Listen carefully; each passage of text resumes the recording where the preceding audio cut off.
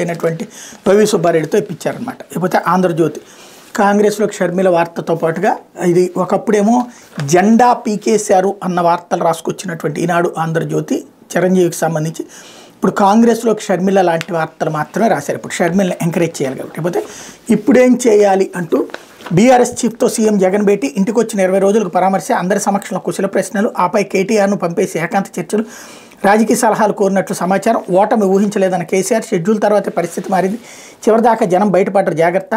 జగన్ అప్రమత్తం చేసిన BRS chief, వైసీపీని చుట్టుముడుతున్న వరుస కష్టాలు, సీట్ల మార్పుపై వికటిస్తున్న ప్రయోగాలు, కాంగ్రెస్లో షర్మిల చేరికతో ఇంటిపోరు. ఇదే సమయంలో కేసీఆర్ వద్దకు జగన్ అంటూ చాలా బాధపడిపోతున్నాడు. పాపం జగన్మోహన్ రెడ్డి వెళ్ళి కేసీఆర్ని అడిగాడట, అయ్యా ఇప్పుడు ఏం చెయ్యాలి అని. ఆయనే ఓడిన ఆయన దగ్గరికి వెళ్ళి ఇప్పుడు ప్రస్తుతం ముఖ్యమంత్రిగా ఉన్న ఆయన అడుగుతారు, అయ్యా ఏం చేయాలి ఆంధ్రప్రదేశ్లో నాకు తెలియట్లేదు అని చెప్పేసి.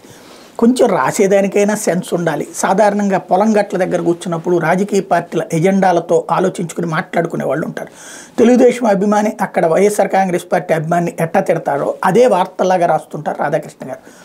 పల్లె ప్రాంతాల్లో ఉన్నటువంటి పొలం గట్ల దగ్గర మాట్లాడుకునేటువంటి పార్టీ కార్యకర్తల మాటలను తీసుకొచ్చి అది వార్తగా రాయడం అన్నటువంటిది ఒక రాధాకృష్ణకి చెల్లింది. లేదా ఈ వార్త చూసి వాళ్ళు మాట్లాడుకోవాలి ఆ పొలం కట్ల దగ్గర. అది ఇక్కడ విచిత్రమైనటువంటిది. వార్తల్ని వార్తల్లాగా కాకుండా వికృతమైన విచిత్రమైనటువంటి స్క్రీన్ ప్లేలతో రాసుకొచ్చేటువంటి అంశం. లేకపోతే బీసీలని ముంచేశారు అంటూ జగన్ కౌంట్ డౌన్ మొదలు 100 రోజులే వైభోగం, మళ్ళీ వైసీపీకి కల్లే, టీడీపీని భారీ మెజార్టీతో గెలిపించాలి, ఇందుకు బడుగులు నడుము మిగించాలి, వచ్చే 40 రోజుల్లో ప్రతి మండలంలో సమావేశాలు, ప్రభావిత వర్గాలతో చర్చలు, బీసీలంటే సీఎంకు చులకన, అందుకే వేరే నియోజకవర్గాలకు బదిలీ, పెద్దిరెడ్డి ద్వారంపూడిని ఎందుకు మార్చలేదు, జేహో బీసీ సదస్సులో నిలదీసిన టీడీపీ అధినేత. ఇంతకీ చంద్రబాబు గారును లేకపోతే లోకేష్ని ఎందుకు మార్చరు?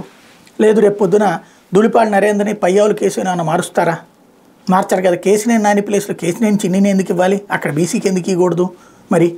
లేకపోతే గుంటూరు జిల్లాలో గుంటూరు ఏది పార్లమెంటు స్థానానికి కమ్మ సామాజిక వర్గానికి ఎందుకు ఇవ్వాలి? గుంటూరు కృష్ణా విజయవాడలకి వేరే సామాజిక వర్గాలు ఇవ్వాలిగా. మన దగ్గరకు వస్తే ఒక సూత్రం చెప్తాం, ఇంకోటి రెడ్ల స్థానాలనే బీసీలకు ఇచ్చినటువంటి జగనేమో బీసీలకు అన్యాయం చేస్తున్నాడు. అదే సందర్భంలో బీసీలకి అట్లాంటి అవకాశమే ఇవ్వకుండా పోతున్నటువంటి తెలుగుదేశం పార్టీ ఈ రూట్లో నడుస్తుంది. లేకపోతే కిలాడి